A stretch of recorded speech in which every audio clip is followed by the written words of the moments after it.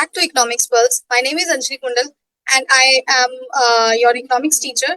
So I will be teaching you economics and we have started the concepts of microeconomics subject. तो हमने जो है अभी इससे पहले इस वीडियो से पहले हमने 2 वीडियोस कवर करी थी जिसमें हमने जो है डिमांड लॉ ऑफ डिमांड के बारे में बात करी एंड देन यूटिलिटी एनालिसिस के बारे में बात करी. अगर आपने वो वीडियोस नहीं देखी तो आप जाके वो चेक कर सकते हैं. और अभी जो है हमने एक नया टॉपिक स्टार्ट करना है, that is indifference curve. So let's start. So today we will be discussing about indifference curve analysis. तो इसमें हम क्या बात करेंगे, तो लेट्स सी. ठीक है, हमने कंटेंट में कुछ चीजें जो है कुछ सब टॉपिक्स देखे हैं जो हमने लिखे हैं जो हमने कवर करने हैं इस वीडियो में. सबसे पहले हमने यहाँ पे लिखा हुआ इंट्रोडक्शन. ठीक है, इंट्रोडक्शन में बेसिकली हम करेंगे कि इंडिफरेंस कर्व का कहाँ से स्टार्ट हुआ, किसने ये टर्म जो है प्रोपाउंड करी, किसने इंडिफरेंस कर्व जो है वो दिया, इसके बारे में हम पढ़ेंगे. फिर उसके बाद हम देखेंगे कि इंडिफरेंस कर्व होता क्या है. देन इंडिफरेंस शेड्यूल के बारे में जानेंगे, इंडिफरेंस मैप कैसे बनता है, उसके एजम्पशंस, एंड देन उसके बाद मार्जिनल रेट ऑफ सब्स्टिट्यूशन और उसके स्लोप के बारे में जानेंगे. देन जो है हम उसकी डेरिवेशन करेंगे जहाँ पे हम रिलेशनशिप दिखा रहे हैं marginal rate of substitution and marginal utilities के बीच में. एंड लास्टली जो है हम एट लास्ट हम प्रॉपर्टीज ऑफ इंडिफरेंस कर्व करेंगे. ठीक है, सो ये जो है ये कुछ बेसिक छोटे छोटे से टॉपिक्स हैं जो हम कवर करेंगे इंडिफरेंस कर्व एनालिसिस में. So it is very important in terms of your in terms of your PGT papers. ठीक है, जो भी आपके पीजीटी इकोनॉमिक्स के एग्जाम्स होते हैं उसमें ये बहुत इंपॉर्टेंट है. कुछ ऐसे छोटे छोटे क्वेश्चंस आते हैं जो आपको पता होने चाहिए. ये सारी चीजें हम जो भी पीजीटी इकोनॉमिक्स में आती हैं, जो भी यूजीसी में पूछी जाती हैं, एंड प्लस आपके बीए बीकॉम के लिए तो ये बेनिफिशियल है ही. ठीक है, सो लेट्स स्टार्ट. ओके, सो सबसे पहले इंट्रोडक्शन की बात करते हैं. ये जो इंडिफरेंस कर्व एनालिसिस है, ठीक है, ये जो है इसने न्यू क्लासिकल के जो कार्डिनल यूटिलिटी कंसेप्ट्स हैं उसको जो है रिप्लेस किया था. अब वो रिप्लेस कैसे किया था, किसने किया था, ये हम पढ़ते हैं. ठीक है, हमने जो है पीछे यूटिलिटी एनालिसिस का कंसेप्ट पढ़ा था जिसमें हमने जो है पढ़ा था कि जो यूटिलिटी है हमारी नंबर्स में मेजर की जाती है. ठीक है, यहाँ पे हम पढ़ेंगे ऑर्डिनल यूटिलिटी का कंसेप्ट. ठीक है, जो हिक्स है उन्होंने हिक्स एंड एलन बेसिकली, ठीक है, यहाँ पे हिक्स की ही बात करी गई है. हिक्स एंड एलन, एलन ने भी जो है इसमें अपने कंट्रीब्यूशन दिया था इंडिफरेंस कर्व एनालिसिस में. तो आप इसमें लिख दो Hicks and Allen, Hicks and Allen. इन्होंने कंट्रीब्यूशन दिया था इस कंसेप्ट के लिए. हिक्स जो है Hicks has presented its comprehensive version in his book Value and Capital. उनकी एक बुक आई थी वैल्यू एंड कैपिटल जो 1939 में आई थी. उन्होंने उस बुक में जो है एक कॉम्प्रिहेंसिव वर्जन बताया था इंडिफरेंस कर्व जो है कैसे बनाया जाता है, क्या उसका क्या फायदा है, इन सब चीजों के बारे में उन्होंने डिस्कस करा था कॉम्प्रिहेंसिव वे में. ठीक है, कंप्लीट उन्होंने इंडिफरेंस कर्व के ऊपर बात करी थी. उसके बाद उन्होंने एक रिवीजन करी थी, एक और रिवाइज्ड वर्जन लेके आए थे, रिवीजन ऑफ डिमांड थ्योरी जो 1956 में आया था. इसमें भी जो है उन्होंने इंडिफरेंस कर्व के बारे में और जो ऑर्डिनल यूटिलिटी का कंसेप्ट्स हैं उनके बारे में बात करी थी. देन उसके बाद जो fundamental approach of indifference curve है उन्होंने अडॉप्ट करा था ऑर्डिनल यूटिलिटी, जो मैंने अभी भी बात करी है कि उन्होंने कार्डिनल यूटिलिटी को ड्रॉप करके, ठीक है, उसको क्रिटिसाइज करके देन उन्होंने ऑर्डिनल यूटिलिटी की बात करी थी. Indifference curve analysis of demand is based on the weak ordering form of preference. ठीक है, weak ordering, there are 2 types of, यहाँ पे इंडिफरेंस कर्व में हम 2 चीजें पढ़ते हैं, एक वीक ऑर्डरिंग, एक strong ordering. Mainly indifference curve में हमारी वीक ऑर्डरिंग की बात होती है. वीक ऑर्डरिंग का बेसिकली मतलब है कि जो कंज्यूमर है वो इनडिफरेंट है अबाउट हिज चॉइसेस. ठीक है, बिकॉज उसको कॉमोडिटी चूज कर रहा है, क्योंकि ऑर्डिनल यूटिलिटी में हम 2 या 2 से ज्यादा कॉमोडिटीज की बात करते हैं कि कंज्यूमर के पास जो एक पर्टिकुलर अमाउंट ऑफ इनकम है, ठीक है, उसको वो इस तरीके से यूज करता है, इस तरीके से अपने जो रिसोर्सेज है उसको एलोकेट करता है कि उसको जो है क्या कहते हैं उसको हर एक जो यूटिलिटी है यूटिलिटी से सेटिस्फेक्शन जो है वो इक्वल मिलती है.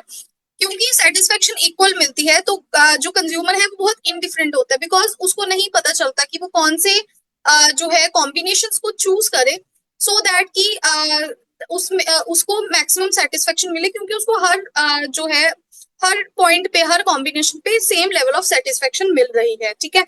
तो वीक ऑर्डरिंग का बेसिकली मतलब होता है कि अगर मैं ए को प्रेफर कर रही हूँ बी से, ठीक है, ऐसा हो सकता है कि थोड़े टाइम बाद मैं बी को प्रेफर कर लूं ए से। वीक ऑर्डरिंग का मतलब ये होता है कि I am not consistent towards what I am buying, ठीक है। आई एम नॉट कंसिस्टेंट और transitive about what combinations I am choosing, ठीक है, कौन से कॉम्बिनेशंस में चूज करूंगी। और स्ट्रॉन्ग ऑर्डरिंग का मतलब ऑर्डरिंग का मतलब होता है कि अगर ए जो है वो ग्रेटर देन बी, या जो है मैं ज्यादा प्रेफर करूंगी बी से, तो it can never be possible कि मैं बी को ए से ज्यादा प्रेफर करूं, ऐसा कभी भी नहीं होगा, ठीक है। अगर मैं ए को बी से ज्यादा प्रेफर कर रही हूँ तो डेफिनेटली मैं ए को एक प्रायोरिटी बेसिस पे रख रही हूँ, ठीक है, क्योंकि मैं हर बार जो है ए को ही सबसे पहले चूज करूंगी, ए की ही डिमांड सबसे ज्यादा करूंगी, ठीक है। This is all about the weak ordering and strong ordering, ठीक है। अब हम बात करते हैं इंडिफरेंस कर्व होता क्या है, इसको और अच्छे से समझते हैं। The concept of indifference curve. Indifference curve. It is a locus of all such points which shows different combinations of two commodities which yield satisfaction to the consumer. ठीक है, जो indifference curve होता है वो equal satisfaction देता है consumer को, ठीक है। For example कि there are two commodities, ठीक है, कोई भी आप commodity choose कर सकते हैं। For example I have कोई भी ऐसी commodity, I should say ये x एक्सिस पे मैं, हाँ, x एक्सिस में मैं लेती हूँ से गुड एक्स, गुड एक्स कुछ भी हो सकती है, ठीक है। For example for me it is food, ठीक है। और यहाँ पे गुड वाई पे मैं यहाँ पे गुड वाई लेती हूँ, ठीक है। गुड वाई में मैं कौन सा ये वाई एक्सिस पे गुड वाई कौन सी ले रही हूँ, फॉर एग्जाम्पल मैं ले रही हूँ क्लोथिंग, ठीक है। आगे हम इसका एग्जाम्पल आगे भी पढ़ेंगे इसके बारे में। सो मान लो कि मैं जो है मेरे पास दो गुड्स हैं, ठीक है।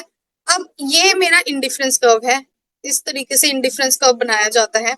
सो ये जो इंडिफरेंस कर्व है जो कन्वेक्स है ओरिजिन से, ठीक है, यहाँ से मुझे क्या चीज समझ में आ रही है कि यहाँ पे जो है ये मैंने कुछ चूज किया।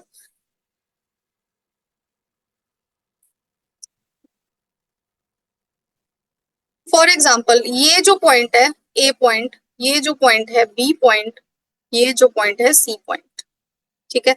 यहाँ पे अब मैं देख रही हूँ ए पॉइंट पे डिफरेंट कॉम्बिनेशन है, ठीक है। मैं एक unit of good x consume कर रही हूँ यहाँ पे, और 25 जो है यूनिट्स मैं फॉर एग्जांपल वाई की कंज्यूम कर रही हूँ, ठीक है। तो यहाँ पे जो है मेरा ये जो कॉम्बिनेशन है, यहाँ पे मुझे सेम सेटिस्फेक्शन मिल रही है। सिमिलरली अगले मैं उस पे जाऊंगी तब भी मुझे जो है सेटिस्फेक्शन सेम मिलेगी। अगर मैं गुड टू यूज करूंगी, ठीक है, गुड एक्स का सेकेंड यूनिट चूज करूंगी, तो मुझे क्या, यहाँ पे मुझे अपनी वाई को सेक्रीफाइस करना पड़ेगा। तो यहाँ पे जो हमारी स्टेटमेंट है वो क्या बता रही है हमें कि यहाँ पे डिफरेंट कॉम्बिनेशंस हम चूज कर रहे हैं दो कॉमोडिटीज के, जो हमें इक्वल सेटिस्फेक्शन दे रही है। और जो भी हमने एक और क्वांटिटी यूज करते हैं किसी भी गुड एक्स की या गुड वाई की, फॉर एग्जांपल गुड एक्स की मैं एक और कंजम्पशन करती हूँ, ठीक है, तो मुझे उसके लिए अपना गुड वाई का एक यूनिट जो है वो सेक्रीफाइस करना पड़ेगा, इतना परसेंट जो है मुझे सेक्रीफाइस करना पड़ेगा। आगे अगर मैं एक और यूनिट गुड एक्स की चूज कर रही हूँ तो मुझे और सेक्रीफाइस करना पड़ेगा गुड वाई, ठीक है। So here I am very indifferent about my choices because मुझे तीनों ही पॉइंट्स पे सेम लेवल ऑफ सेटिस्फेक्शन मिल रही है। ए पे भी सेम मिल रही है, बी पे भी सेम मिल रही है, सी पे भी सेम मिल रही है, ठीक है। अगला स्टेटमेंट पढ़ते हैं। All combinations of the goods lying on a consumer's indifference curve are equally desirable to of equally desirable or to equally preferred by him. Okay, so यहाँ पे उन्होंने यहाँ पे equally desirable and equally preferred by him आएगा, ठीक है। तो जो भी कॉम्बिनेशंस मैं चूज करूंगी मैं उसके लिए इक्वली डिजायरेबल भी हूँ और मैं उन सभी कॉम्बिनेशंस को प्रेफर कर रही हूँ, इसीलिए मैं यहाँ पे इनडिफरेंट हूँ। यहाँ पे इसीलिए मेरी जो है वो वीक ऑर्डरिंग शो कर रही है। ठीक है, हमने वीक ऑर्डरिंग के बारे में पढ़ा था, तो that is all about the weak ordering, इसको कहते हैं हम वीक ऑर्डरिंग। ठीक है, अब चलो आगे बढ़ते हैं हम। इंडिफरेंस कर्व के बारे में हमने जान लिया क्या होता है। अब इंडिफरेंस शेड्यूल के बारे में और इंडिफरेंस मैप के बारे में जानते हैं, वो कैसा बनते हैं। ठीक है, चलो।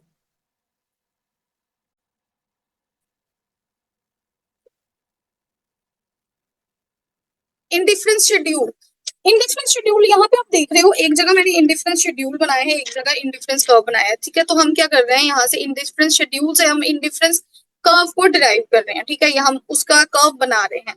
अब आप यहाँ पे देखो कि यहाँ पे कॉम्बिनेशन चूज किए गए, यहाँ पे फूड है और यहाँ पे क्लोथिंग है, जो मैंने पहले एग्जांपल लिया। ठीक है, सेम यहाँ पे भी एक्स एक्सिस पे मैं फूड ले रही हूँ और वाई एक्सिस पे मैं क्लोथिंग ले रही हूँ। दोनों ही मैं इक्वली प्रेफर करती हूँ। ठीक है, अगर मुझे फर्स्ट कॉम्बिनेशन पे हम चलते हैं। ठीक है, फर्स्ट कॉम्बिनेशन अगर मैं चूज कर रही हूँ तो for 1 unit of Y X which is the food, ठीक है, I have 12 units of clothing. ठीक है, then, if I want to get one more unit of X, that is food, I have to give up this much of the clothing। ठीक है, मतलब यहां से मेरा जो है 6 पे ड्रॉप हो गया। ठीक है, वी कैन सी कि यहाँ पे रिडक्शन हो रही है, रिड्यूस हो रहे हैं। मैं क्लोथिंग को जो है वो रिड्यूस कर रही हूँ और फूड की 1 यूनिट एक्स्ट्रा बाय करने के लिए मुझे क्लोथिंग को सेक्रीफाइस करना पड़ता है। Next, if I take 1 more unit of X that is food, ठीक है, तो मेरी क्लोथिंग और नीचे जा रही है और ज्यादा रिड्यूस हो रहा है, तो मैं यहाँ पे 4 यूनिट्स पे आ जाऊंगी। तो मतलब मैं यहाँ पे जो है, पर यहाँ पे अगर आप ये चीज देखो, ये जो पॉइंट्स शो कर रहे हैं यहाँ पे जो है हमें इक्वल सेटिस्फेक्शन मिल रही है, क्योंकि हर एक कॉम्बिनेशन पे मुझे सेम लेवल ऑफ सेटिस्फेक्शन मिल रही है। ठीक है, पर अगर मुझे कोई 1 यूनिट एक्स की या 1 यूनिट वाई की एक्स्ट्रा चूज करनी है, तो मुझे क्या करना पड़ेगा, उसमें जो है एक दूसरी चीज में मुझे रिडक्शन करनी पड़ेगी। और वो कैसे होगी, जब हम इसको और आगे बढ़ाएंगे तो ये और नीचे आता रहेगा। ठीक है ना, ये ऐसे है। और इनडिफरेंस कर्व जो है हमेशा कन्वेक्स टू ओरिजिन हो गया। अभी होगा,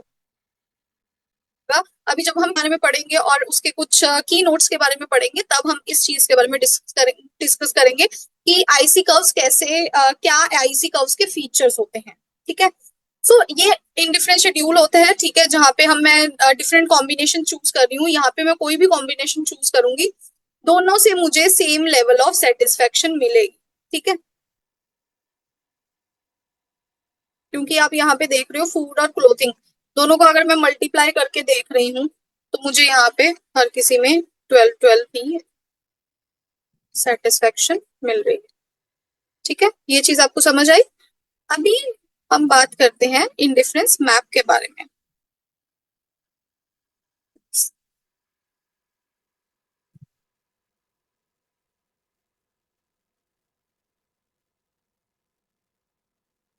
सो indifference map an indifference map shows all the indifference curves which rank the preferences of the consumer combinations of goods situated on an indifference curve yield the same utility। तो यहाँ पे आप देख रहे हो 3 आईसी कर्व्स बने हुए हैं, IC1 IC2 IC3। ठीक है, you can see in the diagram.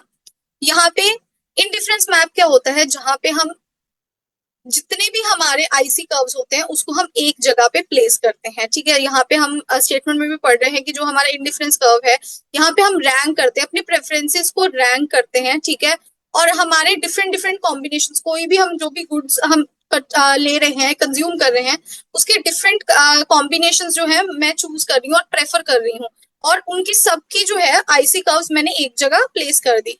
Then if combinations of goods lying on the higher IC curves yield the higher level of satisfaction and are preferred। ठीक है, जैसे जैसे मेरा ऊपर बढ़ता जाएगा वैसे वैसे मेरी जो लेवल ऑफ सेटिस्फेक्शन है मेरी बढ़ती जाएगी। ठीक है, मतलब अगर मैं IC1 पे कुछ पॉइंट्स ले लेती हूँ, ठीक है, और अच्छे से समझ आएगा जब मैं पॉइंट्स की बात करती हूँ। यहाँ पे मैंने A B पॉइंट लिया, यहाँ पे मैंने पी क्यू पॉइंट लिया, यहाँ पे मैंने आर एस पॉइंट ले लिया, ठीक है। ये कुछ पॉइंट्स लिए मैंने। फॉर एग्जाम्पल मैं आईसी कर्व 1 पे हूँ, ठीक है।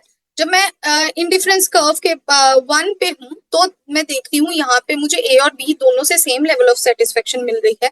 बट अगर मैं आईसी 2 पे चली जाती हूँ तो ऑटोमेटिकली मेरे पास जो गुड वाई है गुड ए से ज्यादा है। यहाँ पे हम देख रहे हैं ना, इतना जो है ये डिफरेंस है। तो ऑब्वियस सी बात है मैं आईसी 2 पे ही रहना प्रेफर करूंगी। क्यों?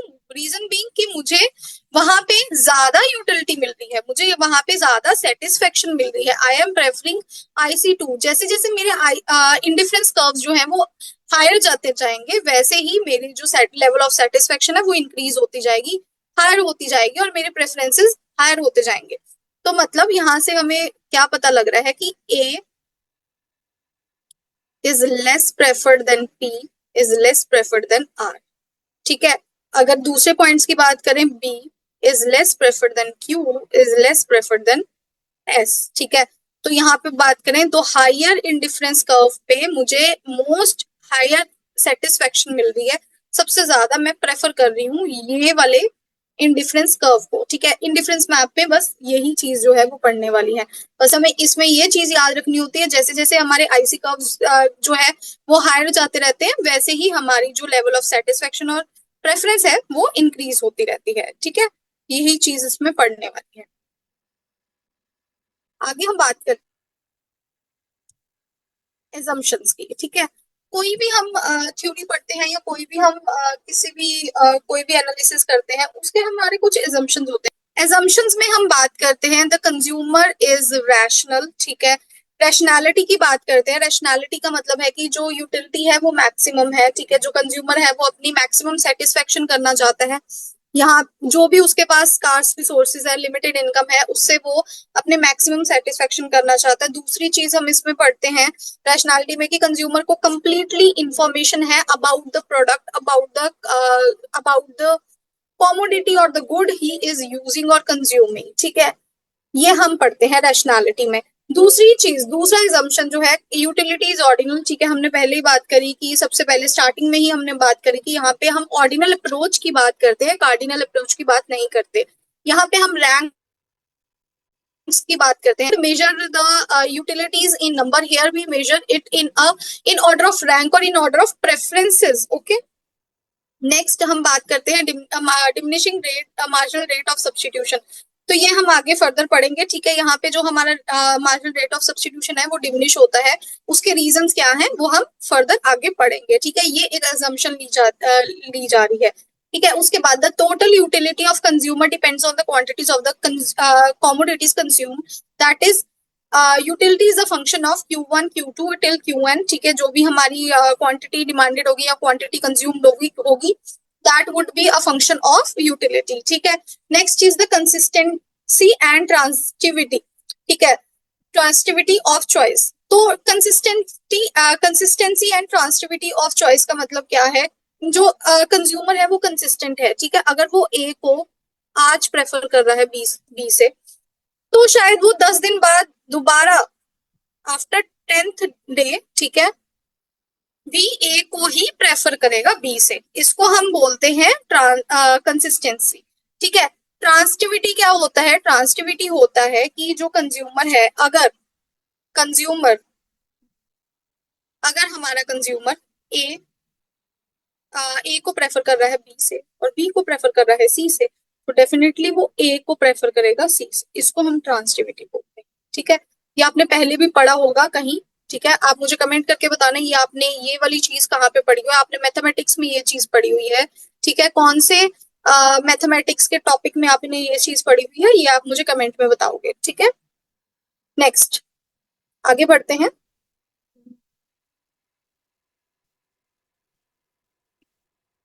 मार्जिनल रेट ऑफ सब्स्टिट्यूशन, ठीक है।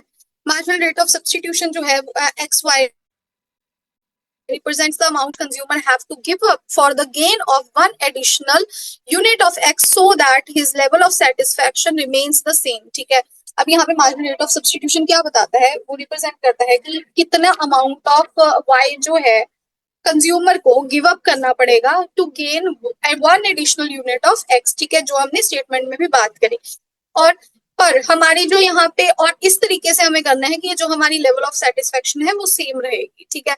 The negative slope of the, यहाँ पे हमने बात करी, ये आप देखो, ये आप देख रहे हो ये फॉर्मूला, ठीक है, ये है formula, this is very important, ठीक है। आपके जो भी ये जो कंपटीशन वाले एग्जाम्स होते हैं, ठीक है, PGT and UGC and other kind of exams, उसमें ये क्वेश्चंस पूछे जाते हैं। ये बहुत बेसिक क्वेश्चन है कि जो हमारा स्लोप ऑफ इंडिफरेंस कर्व होता है वो नेगेटिव होता है।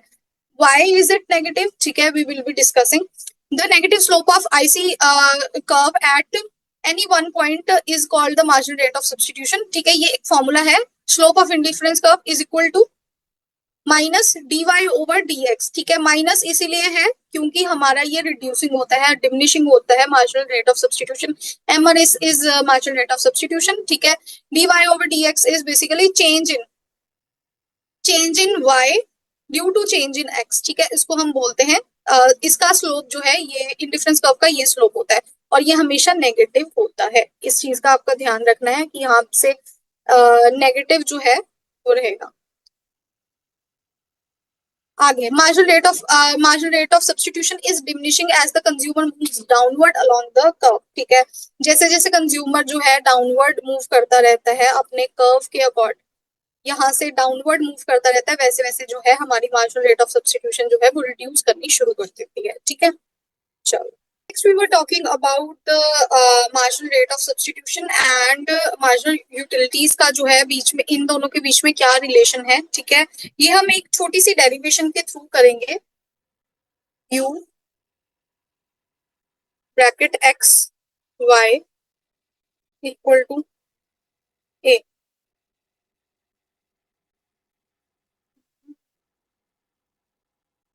इक्वल टू ए, ठीक है। तो यहाँ पे जो है हमारा इंडिफरेंस कर्व जो है हमने रिप्रेजेंट करा है u ब्रैकेट x का कॉमा y, ठीक है। x कॉमा y मतलब यहाँ पे x और y दो कॉमोडिटीज हैं, ठीक है। नेक्स्ट हम क्या करेंगे, इसको हम इक्वेशन 1 ले लेते हैं, ठीक है। उसके बाद हमारी जो हमने ये जो इंडिफरेंस कर्व की जो इक्वेशन ली है, ठीक है, उसको हम क्या करेंगे, हम डिफरेंशिएशन करेंगे। इसकी डिफरेंशिएशन करेंगे तो हम क्या करेंगे, इसको हमने डिफरेंशिएशन, मल्टीप्लीकेशन हम करते हैं ना डिफरेंशिएशन में, तो ये इस तरीके से होती है, d x plus d u over d y equal to, यहाँ पे ये कांस्टेंट है, ए जो है यहाँ पे हमारा, दिस इज अ कांस्टेंट, ठीक है। These are the utilities of two commodities x and y, ठीक है। इन दोनों को हमने जो है ये ऐसे है, ठीक है, इन दोनों को हमने दोनों को डिफरेंशिएट कर दिया है, ठीक है, मल्टीप्लीकेशन करी है हमने। तो मल्टीप्लीकेशन में हम क्या करेंगे, इसको पहले बाहर रख लेंगे, उसके बाद हम इसकी डिफरेंशिएशन करेंगे। पहले हमने एक्स की करी, फिर उसके बाद वाई की करी, ठीक है। अब क्या करेंगे, हम इसको रीअरेंज करेंगे। रीअरेंज कैसे करेंगे, ये हमारी जो इसको हम रीअरेंज करेंगे, इसको रीअरेंज कैसे करेंगे, देखो, ये हम क्रॉस मल्टीप्लाई, इसको पहले एक पोर्शन को हम दूसरी साइड लेके जाएंगे, हम करेंगे u over d x x equal to u over d y, minus में आ जाएगा, ठीक है, डी वाई वाई यहाँ पे हम कैपिटल में लेंगे, वाई इज कैपिटल, ठीक है, डेल्टा वाई। फिर उसके बाद हम क्या करेंगे, इसको रीअरेंज करेंगे तो ये इधर आ जाएगा, 2 over x divided by du over d y equal to, यहाँ पे आ जाएगा minus delta y over delta x, ठीक है। ये जो है ये हमारा, इसको हम mu से डिनोट करते हैं, हमने पिछली क्लास जो है उसमें ये चीज समझी थी, ठीक है। तो इसको हम डेल्टा u ओवर x को हम लिख देंगे mu x और delta u over delta y को हम लिख देंगे mu y, ठीक है। अब इसको कैसे हम रिप्रेजेंट करेंगे, इस इक्वेशन में ये पुट कर दो, ये थर्ड इक्वेशन है, इसमें ये पुट करेंगे तो ये आ जाएगा mu x comma divided by mu y equal to dy over ये माइनस में आएगा, ठीक है, dx। ये हमारी इक्वेशन, ये हमने डिराइव करा है। This is our formula also, ठीक है, जो हमने पीछे पढ़ा था ना फॉर्मूला, ये सेम वही फॉर्मूला है, ये जो हमने डिराइव करके देखा है, ठीक है। ये जो फॉर्मूला है बेसिकली आपको जो हमारे एग्जाम्स होते हैं जैसे यूजीसी हो गया और पीजीटी के एग्जाम्स, उसमें आता है। कभी कभी ऐसा क्वेश्चन पूछा जाता है कि जो हमारा मार्जिनल रेट ऑफ सब्स्टिट्यूशन है वो नेगेटिव होता है कि नहीं होता, और होता है तो क्यों होता है। दीज आर सम क्वेश्चंस जो पूछे जाते हैं, ठीक है। उसके बाद अब मैं इसको रब कर देती हूँ, ठीक है, डेरिवेशन को। अब हम आगे करेंगे इसकी प्रॉपर्टीज। प्रॉपर्टी से आपको काफी ऑब्जेक्टिव टाइप क्वेश्चंस आते हैं। बीए बीकॉम में तो कुछ ज्यादा इंपॉर्टेंट नहीं है, आपको ये डिराइव करना इज नॉट दैट इम्पोर्टेंट, बस आपको इसका फॉर्मूला पता होना चाहिए जो हमने पहले भी डिस्कस करा है। तो अभी हम जाएंगे की नोट्स में, पहले सबसे पहले की नोट्स में जाएंगे। तो की नोट्स में हम देख रहे हैं ये इसमें से काफी क्वेश्चन पूछे जाते हैं कि अगर एमआरएस हमारा डिमिनिशिंग होता है तो हमारे कर्व्स कैसे बनते हैं। तो अब डिफरेंट हमारे एमआरएस की जो है डिमिनिशिंग है, कांस्टेंट है, इंक्रीजिंग है, उसके अकॉर्डिंग हम कर्व्स देखेंगे कैसे बनते हैं। अगर हमारा एमआरएस डिमिनिशिंग है, जैसे कि इसमें हम देख रहे हैं यहाँ पे एमआरएस जो है वो डिमिनिश हो रहा है, डिक्रीज हो रहा है, तो यहाँ पे जो हमारा आईसी था, आईसी कर्व है, इंडिफरेंस कर्व है, ये जो है हमारा कॉन्वेक्स बना है, ठीक है। फिर उसके बाद अगर हमारा एमआरएस इंक्रीजिंग है, ठीक है, जैसे यहाँ पे इंक्रीजिंग है, तो एमआरएस यहाँ पे इंक्रीजिंग ऑर्डर में है, तो यहाँ पे जो है ये कनकेव कर्व बनेगा।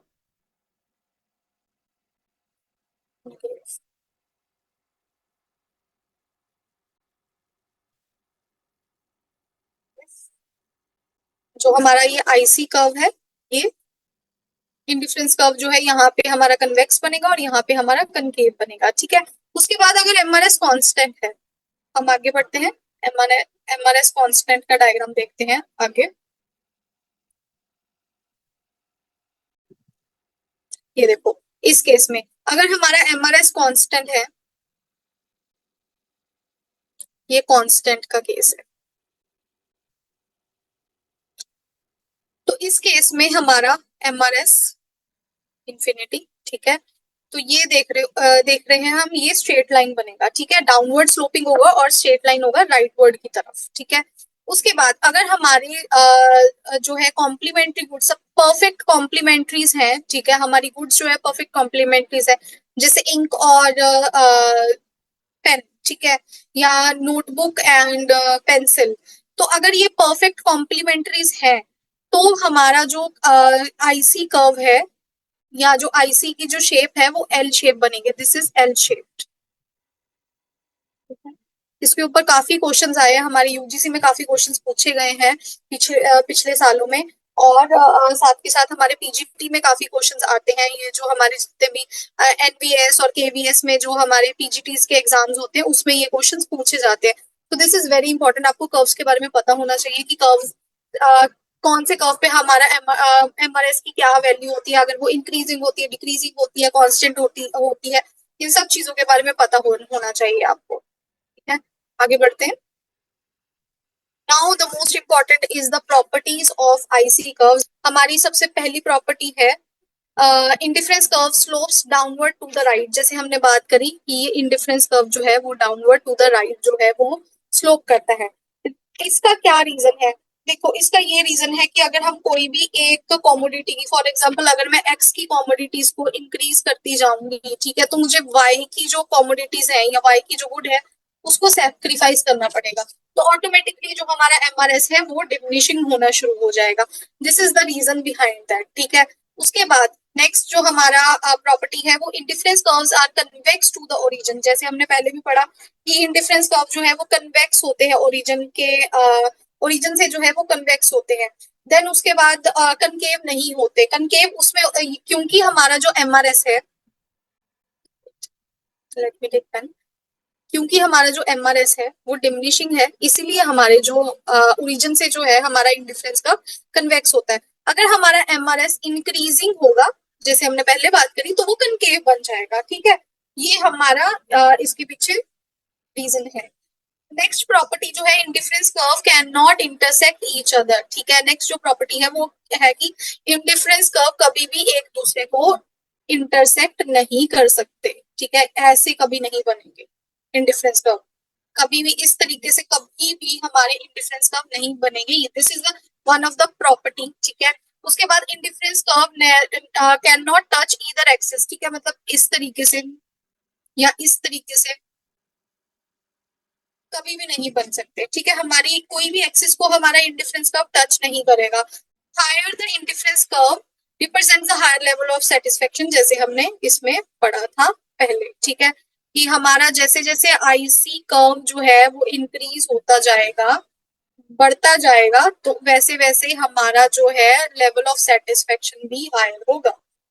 ये हमने पढ़ा अभी तक। ठीक है, ये सारी चीजें जो अभी तक हमने डिस्कस करी हैं, ये आईसी कर्व एनालिसिस के बारे में, इंडिफरेंस कर्व एनालिसिस के बारे में बहुत इंपॉर्टेंट है। एक एक चीज जो है मैंने आपको बहुत डिटेल में समझाई है, डेरिवेशन समझाई है, what are the reasons behind the properties, ये सब चीजें मैंने आपको समझाई है डायग्राम्स के थ्रू। सो अब बात करते हैं हम कंक्लूजन के बारे में। ठीक है, so when we talk about concluding this topic, तो हम बात कर रहे हैं कि यहाँ पे हमने जैसे पहले पढ़ा कि इंडिफरेंस कर्व जो है कंज्यूमर की प्रेफरेंसेस बताता है, कि कंज्यूमर इनडिफरेंट है अबाउट हिज चॉइसेस। जो भी वो चॉइसेस करता है उससे उसको इक्वल सेटिस्फेक्शन मिलती है, और उसको अपनी चॉइसेस के अकॉर्डिंग, अपनी प्रेफरेंसेस के अकॉर्डिंग कुछ ऐसे कॉम्बिनेशन चूज करने होते हैं जिसकी वजह से जिससे उसको जो है मैक्सिमम सेटिस्फेक्शन मिले।